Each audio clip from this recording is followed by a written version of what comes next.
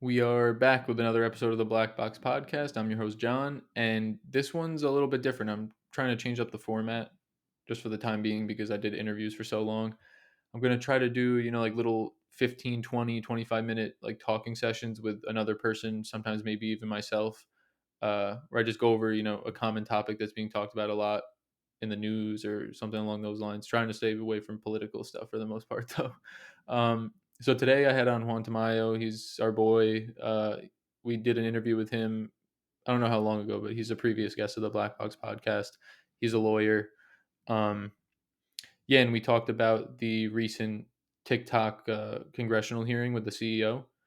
Um, I kind of stand from the perspective of the technical person, like the engineer, the software developer, and Juan is more on the legal side. So he's talking about more of the defense and why Congress is asking these questions and what security measures they're trying to take.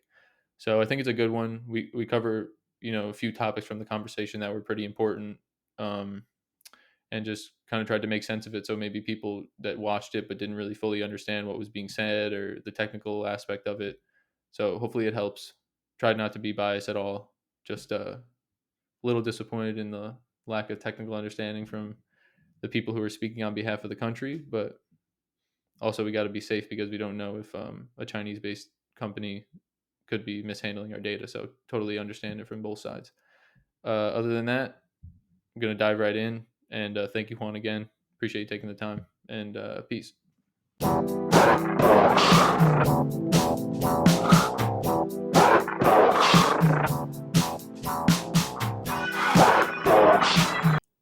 Hey guys, just wanted to shout out Zencaster, our platform of choice for recording remotely with our guests. They're sponsoring this episode, so tune in later to hear more about some really great offers. Hey y'all, we're really excited to tell you about Blvck Ice, the Black-owned jewelry business owned by Sean Moore, our previous guest on the Black Box podcast. If you think about it, Blvck Ice and like Black Box, it's almost like it's meant to be. Exactly. Yeah, but we like to focus on investing in the show, so we kind of look at it as we're partnering up with a asset class. Jewelry is considered an investment, and with the stock market and crypto being pretty volatile right now, and for the most part going down, jewelry, especially precious metals, gold and silver, those tend to preserve their value really well. So you know that's also another reason why we think it's a good opportunity. But also, I've worked with Sean in the past. I got a gift from my mother actually for Mother's Day. It was a relatively custom piece, nothing crazy, but Sean was quick, he was easy, he was responsive, the price was fair, and we just met up and transaction was easy, and my mom loved the gift. So Yeah, if this all sounds good to you, check out Blvck Ice's website at Black Ice NYC, and at all socials. And there's a V instead of an A for the black. So as you guys are probably used to with little letter substitutions by us, but you could find stock goods there. And Sean also specializes in custom goods with quick turnaround times. yeah, Sean does great custom pieces. I've seen a bunch of them on his social media. But yeah, he's also good for sourcing, like watches, specific Rolexes, anything like that you're looking for. He can also get you a better price than, if you're going to, a bigger name shop or someone that you don't really know that might try to gouge you on the price.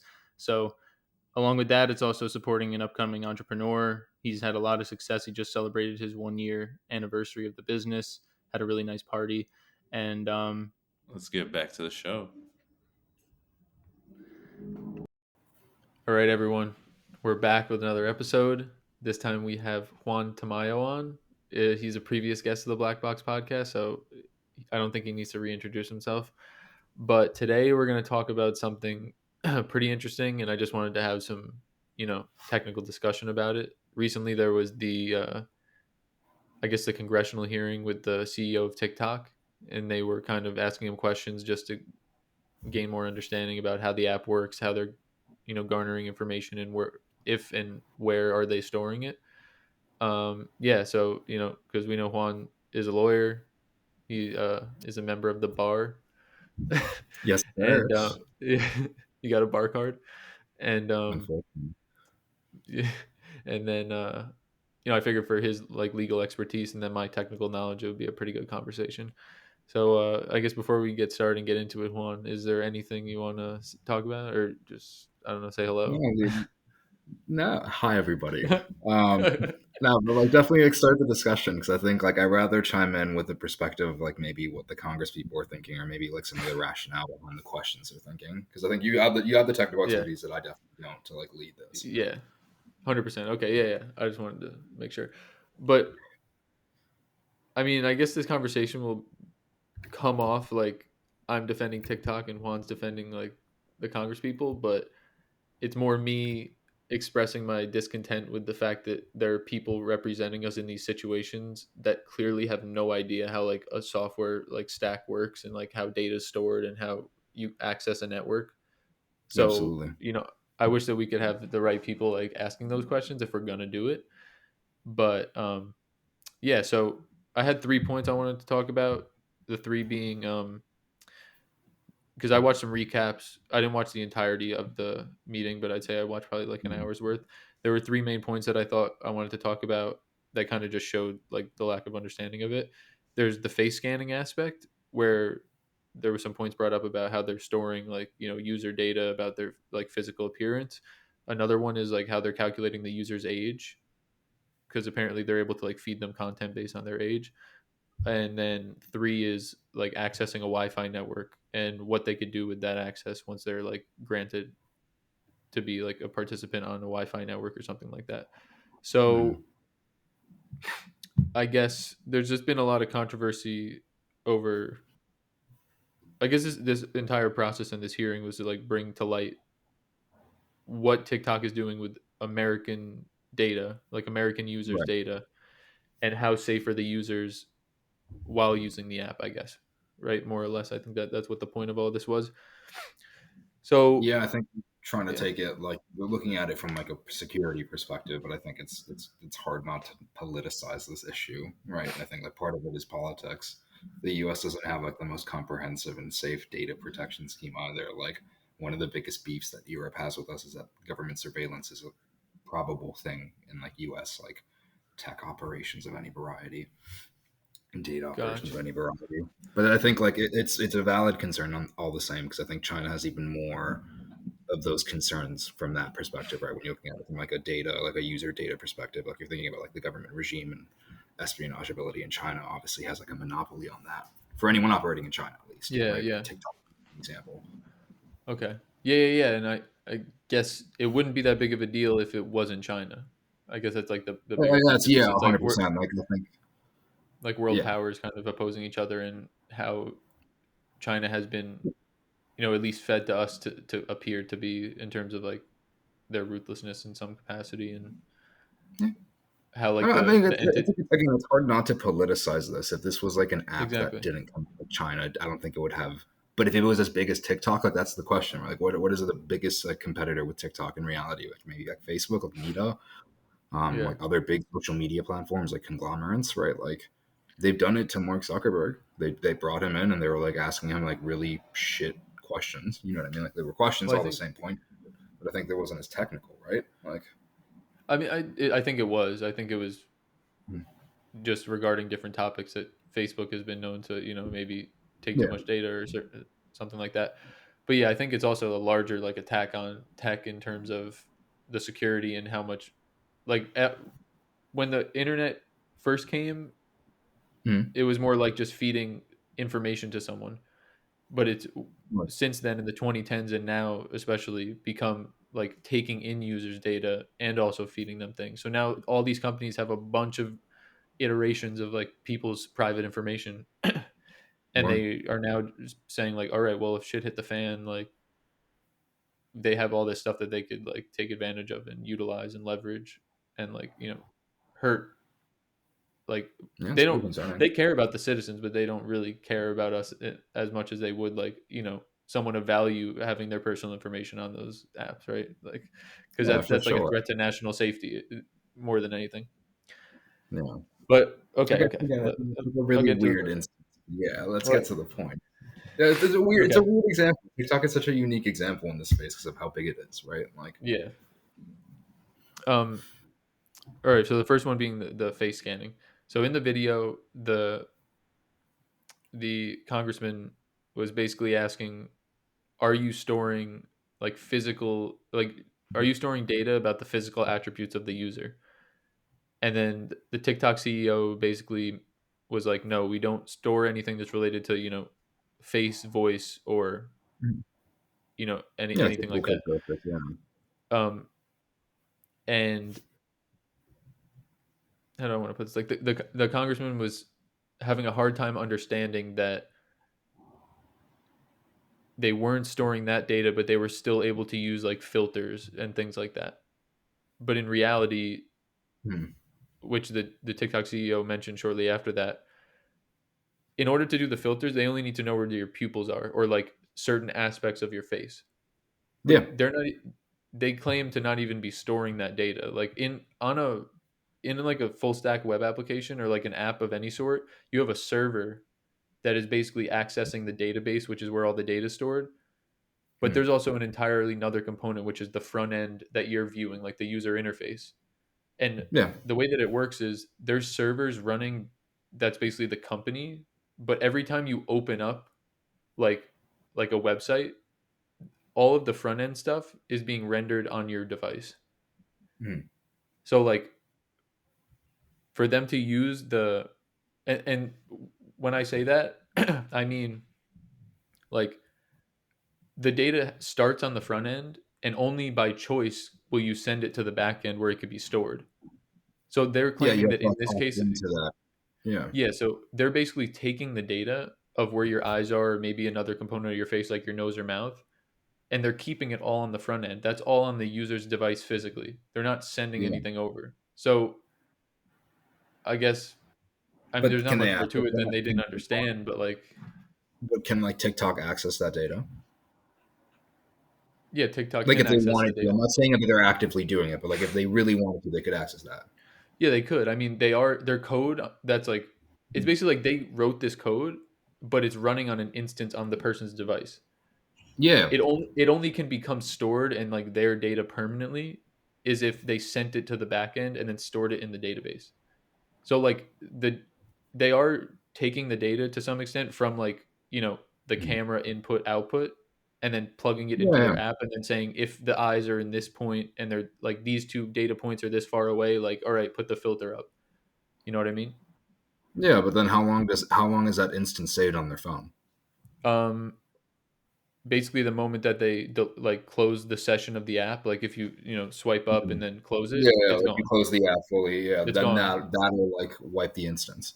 As soon as the session's closed and you clear your cache, there's no more data related to that app stored in like on your device. So I guess like if that is true, then where's the risk? I don't really see much. Like yeah, I guess like we talked about before we started this, we could be lying, or they could technically be lying and just sending it to the back end and storing it, and then running a complex algorithm that like looks up every U.S. Makes person's face and determines where they're located. Like they could be doing all that, but it just seems I unlikely. think it's a lot of work. Like I said, it's hard not to politicize this. I think it's more. I think a more rational fear would be their ability to do it. Right. I think if they could do it, and it seems like they could. Again, neither one of us are being experts in Yeah, what they actually made, but knowing what we now make, maybe. Like I mean, if they could actually access that data, like they could. That being said, a hypothetical isn't the same as like definitive evidence. We're not talking like they're yeah. actually doing it, and it's kind The of only one, ridiculous. They would. Yeah. the only one point that I did hear in the hearing that I can't confirm or would like confirmation if possible, but I don't think we ever would. I guess it's that, and this comes down to legality, honestly. Yeah. Because the entity that owns TikTok, ByteDance, is based in China, apparently under Yeah. the uh, CCR. Is that what they're Their referred to? regulations. Chinese Yeah, the Chinese CCP, Communist like the Regime. Chinese Communist Party, the CCP. Yeah. Yeah, yeah. Like the entity of China, but they Mhm. Oh, the like People's Republic. companies that exist under them have to like get on command, give up all their data, like surrender all of I that, mean, yeah, and basically they do anything operate. that's asked of them. Yeah, I mean, they're So state operated, state controlled. Even if like they're a private company, like they're yeah, subject to the state's control. So, and that's what I'm saying. Like, there's a political reason to be afraid of this, but there's a reality reason to be afraid of this as well. Which is like that's the thing. It's like in theory, yes. Like if the they Chinese could government ask. wanted, they could force TikTok to do it through the vein of their parent company. So this is where the legal part comes in, because then later, like after that, the CEO responded with that technically is only true for like their property that exists on um Chinese soil. Yeah. like Chinese soil, and Yeah. they're storing all of the American data for American users on a server. Like when it comes down to it, where you're saving the data, like that's on a physical server, like that Yeah. has to exist somewhere. And like all Mm. bigger companies have their own hardware. They don't like use third party Yeah. services to store their data. So they have a server located in their like offices, I guess, in America, and they're storing Yeah. the American data there. So I guess That you don't makes know how sense. Chinese law works, but in terms of if it's anything on a parallel to American law, like we would be safe in that aspect, right? Because it's in another country under another jurisdiction. Oof. I'm gonna hit a pause on that because my food just got here, but like that is a All right, loaded question. you're Give good. me You're one second. good. Podcasting remotely can be challenging, but with Zencaster, the process becomes much easier. Zencaster is an all-in-one web-based solution that makes the process pretty painless and simple. Um, Zencaster allows to bring you guys, our listeners, the best quality by providing crystal clear audio and gorgeous HD video when we record with our guests. Zencaster is also easy to use for new users and guests. So, when we have people on the podcast who haven't used the platform before, we pretty much just tell them to show up with a computer, mic, and headphones, and you're pretty much good to go. Zencaster is pretty plug and play. But from local recording to automated post production tools, you don't even have to leave the browser to finish off your episode. Use the code zen.ai/blackbox and enter our promo code blackbox. You'll get 30% off the first 3 months of Zencaster Pro. It's time to share your story. I think, like, to get to the question, I think it's a bit Yeah. loaded. I think comparatively to China, like, yeah, I don't think one, it's operating on American soil as a private company. You need like there has to be a process that needs to be followed. They'd have to be subpoenaed in some variety to turn over information like that, meaning they'd have to be investigated. And that's not what's happening in that regard. That being said, it's complicated. They are technically like, yes, on Chinese soil, this audit could happen and they'd have to comply. In American soil, not really. But we've never been called into question like that, right? Got you. Yeah, no, I There's get it. also And there's also the concern of American surveillance on this as well, which is why it's a loaded question. Because like the U.S. government is known to surveil its own constituents, meaning us, and spy on us, get our data, farm it. So I don't know. It's a really loaded question. I got you. Yeah, I guess I meant it more just from the perspective of if it's like existing on the US, could China like No, actually probably still not. get it? Because like they couldn't physically retrieve the servers because it's in our country, but that's also another layer to it, because with software, like you don't read the data that's on the database by like opening up the database, like it's computer components, like you don't like pull it out like a book and start fucking looking through For the sure. entries. You make queries against the database. So like even though the server is located here and the data like at a like chemical level inside the PCB board, like electronic Yeah, level, um is here, like if they were called upon, they could technically query against a database of like American that's kind of what information. I'm saying. Is like that's what my concern would be. Is like their ability to go on an electronic and a technical level to actually access the data. Because you're right, as a Chinese company too, and if most of their hardware and software is based in China, at some point you would think it has to go back there, or this get pinged in some variety. It can't exist in perpetuitous isolation Yeah. in the U.S. Right? Like it would have to at some point be routed back, Well, and yeah, that's the that's concern. the complicated part, because it like exists like in the air, more or less. Like Yeah, when for the sure. app's running, like it's more like the way that it's working is it's just calling all these different components that are in different physical locations. So it's not really bound to any one place physically. Like if someone worked on TikTok and had access to their servers and database, they could be querying from England. Like they could make queries against a database in England and alter the data while in another country. So it's like it doesn't really matter where, I guess, if It's technically if more they were massive. called upon. Yeah. Yeah, and that's Or if kind they of the were problem. ordered. That's kind of the problem. I think that's like the very public excuse security rationale, right? Like if you really wanted to have a reason for this, that's one, right? Is like the ability for the Chinese government to really poke in there against like Yeah, users' will. exactly. Maybe What even to about get the to second topic, right? Like, companies. pardon? What were you saying?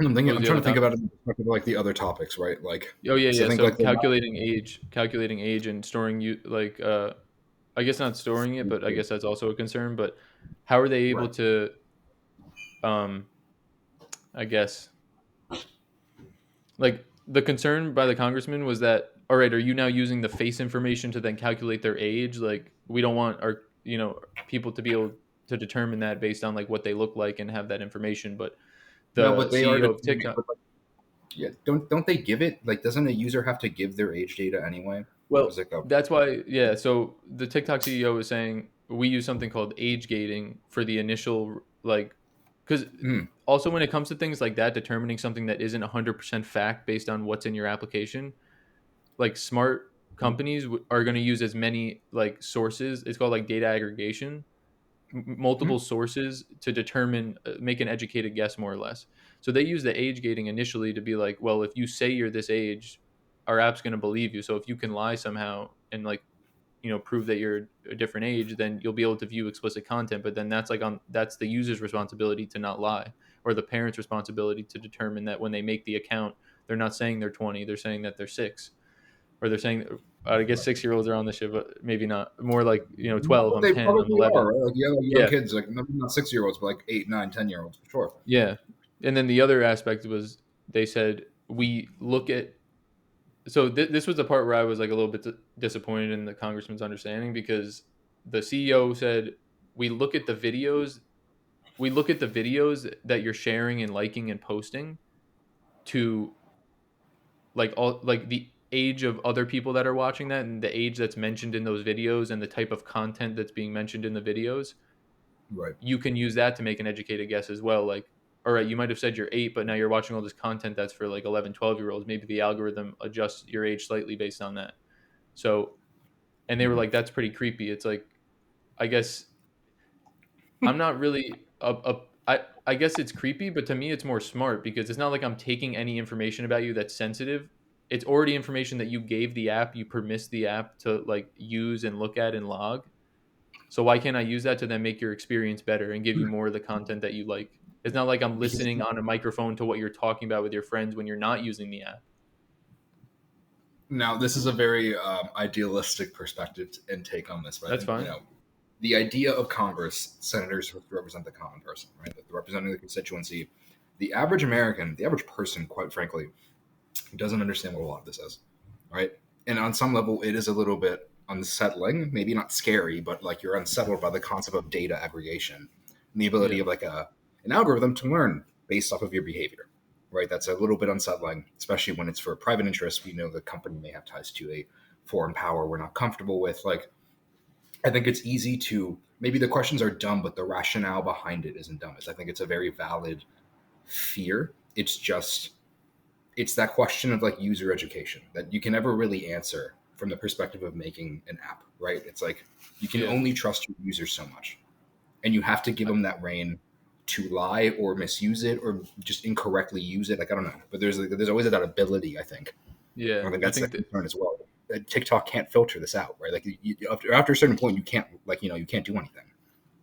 yeah, yeah, I think Congress was saying that there's also like, some moral obligation to try to like, it might make the app slightly better, but is it, you know, maybe acquiring too much data, or making, you know, Too much, like yeah, like leveraging too much information about the user to make the app experience 1-2% better, when if they didn't have that, it wouldn't change anything. But like what they don't, in terms of like what content that you're feeding the users, the algorithms for like even Instagram and Facebook and everything has gotten so much more advanced over the past like 3-4 years. Like if you remember what right. like Instagram used to be, all the people you followed in time Mhm. order.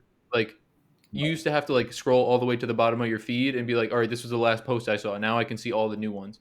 Now it Yep. has nothing to do with that. It's based on what you're looking at, how long you look at it, if you like it, if you share it. Like there's value points basically built into like your interaction with the content.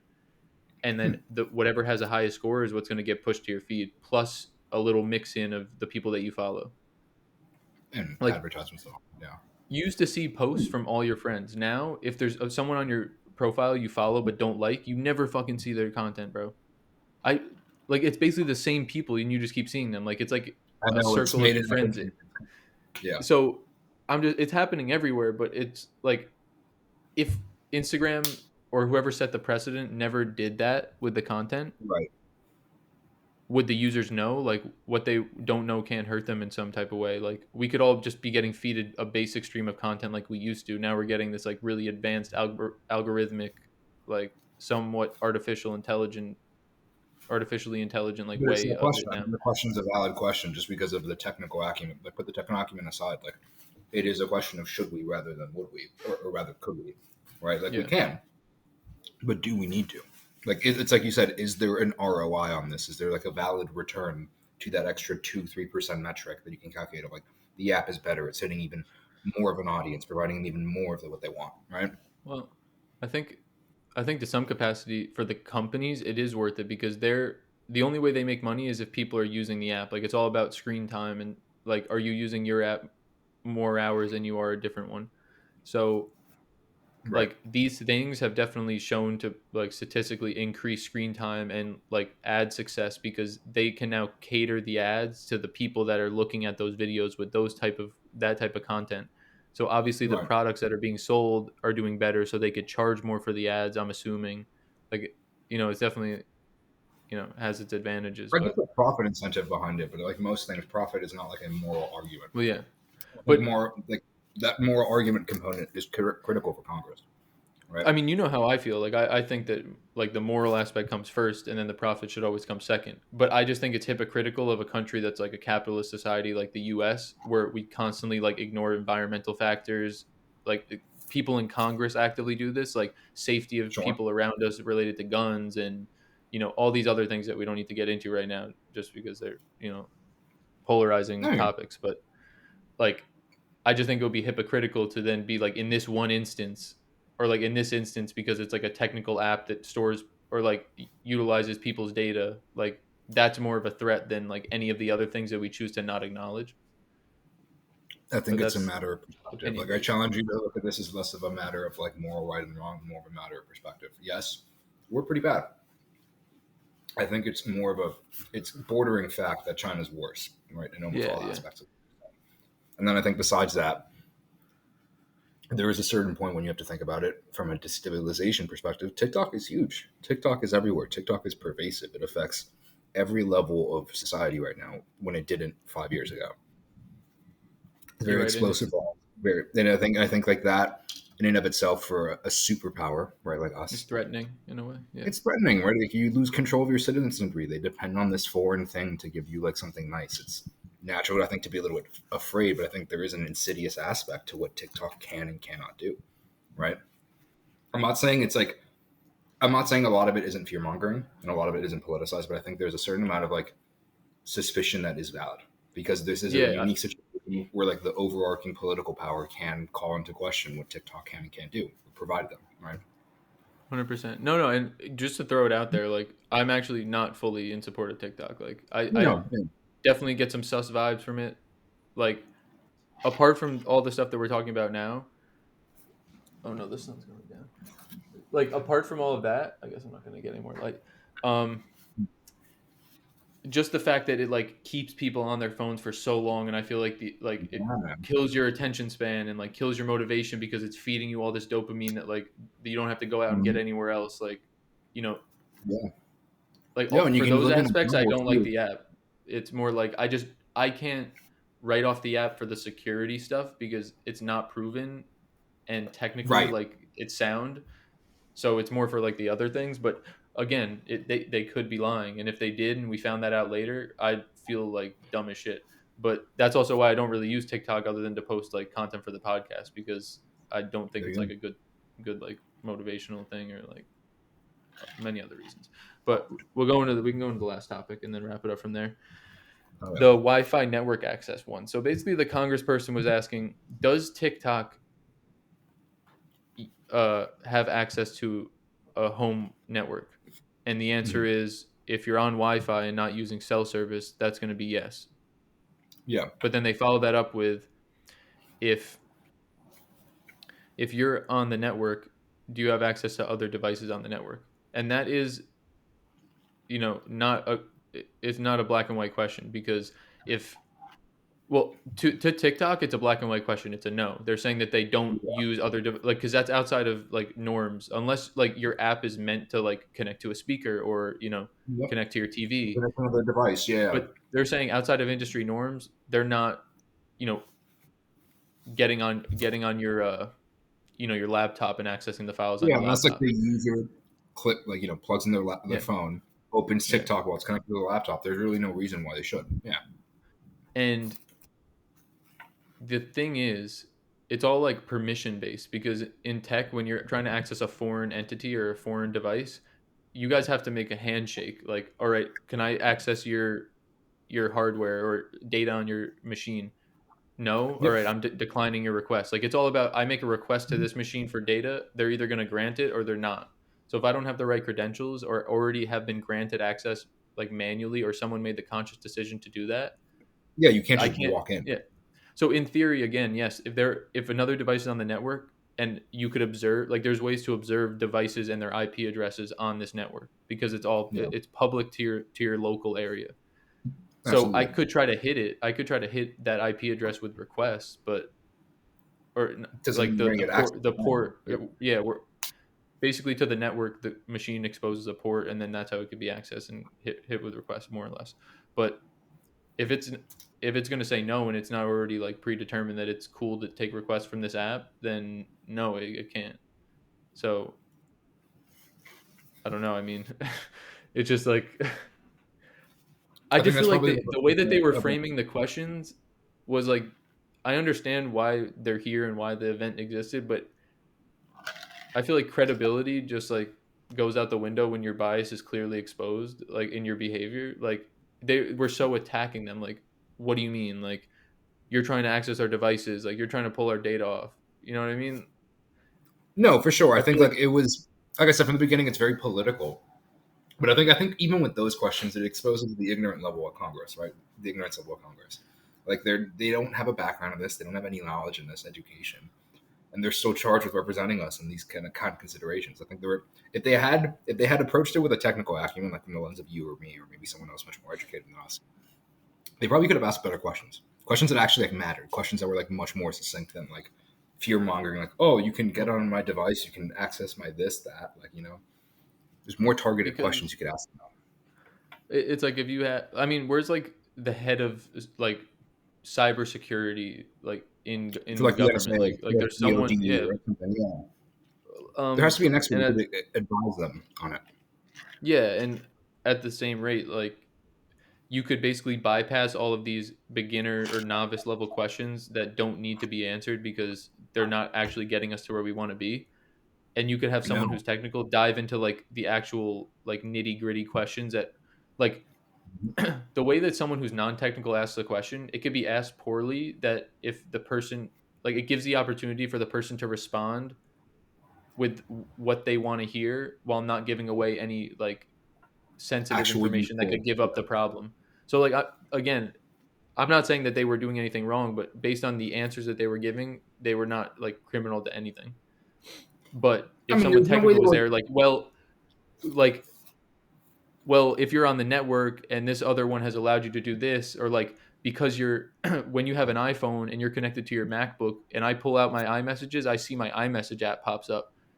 Right. Does that same thing work for TikTok? Because then technically the Mac knows it is communicating with your phone to know that you're on this app. Like, how deep does the connection go, and what, you know what I mean? Like, Yeah, those they could have. that's how, like, the, because then it could come out that, hey, like, they're not accessing the files on your computer, but there's enough like Yeah. there's a deep enough connection being made that has access to enough things that were it could be dangerously leveraged. Yeah, 100%. So I Like don't again, know. they didn't answer that question.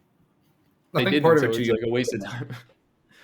You have to think about it though. It's not a real court, right? So like, no Yeah, one's going to be convicted of being guilty of this or that. No one's going to yeah. be like given a sentence or anything like that. So you Well, don't they turned it really. into laws later. Maybe, but I think that's kind of the point. Is like I think a lot of ways is a very ceremonial way of bringing things to the public's attention. Hey, if you hadn't already heard, TikTok is out there and it's controversial, and then it's like your senator's kind of adding fuel to the fire, but also making a public spectacle out of it to like really bring it to the public's thought. Like, hey, think about this. Do you want your kids on this app? Do you want to be on this app? Do you think it's a good idea? Right? Like, what are your thoughts? Because that's how you make laws. You have to get people to make laws, and that's kind of the whole fucking cyclical process of it. Get people to be in favor of like wanting to make the change in a certain direction. Yeah. And I mean, I hear you. I wish they would do why that.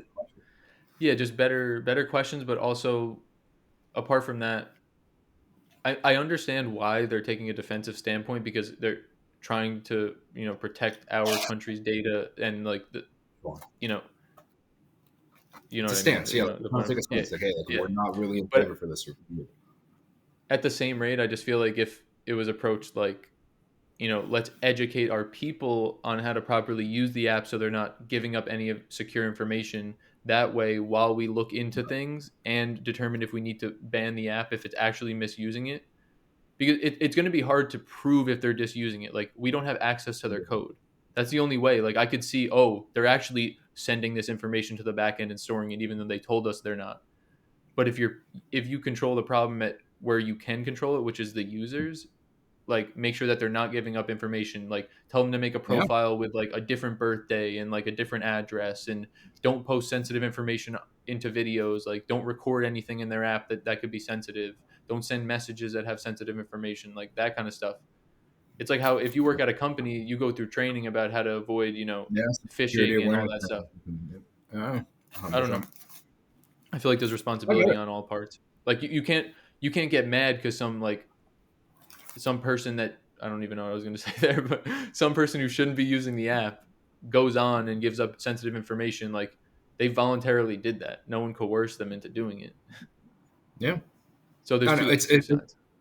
There's two sides, and I think they're both valid, and it's also just complicated by so many political factors too.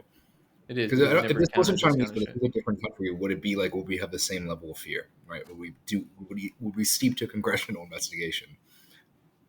I guess we did with Facebook, and we did with other companies. So I think you saw it on Facebook too. They asked pretty shitty questions. I remember. No, they definitely did. Yeah, that was even worse, I think.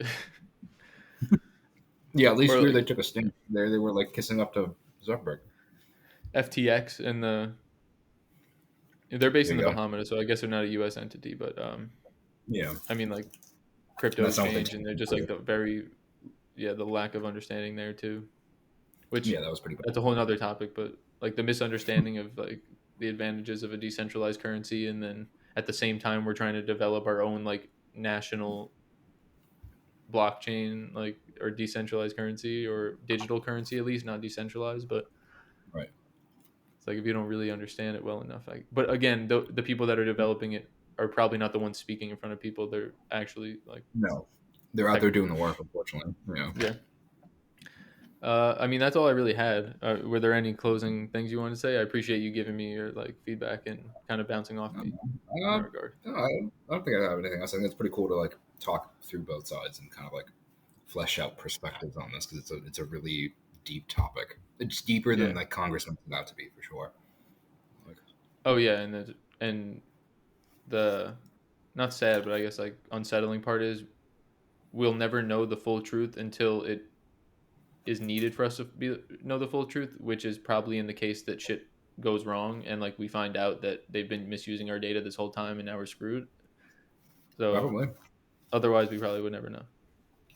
Fingers crossed. So be careful with the apps you use and be careful with the information you give up.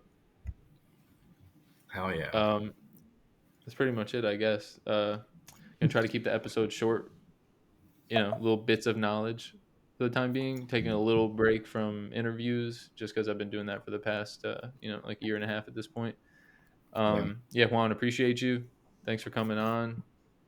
Thank you for having the me rest on. of your night in Boston or across the country right now. You have fun in California, man. All right, dude. Nice talking. Peace. Later, brother.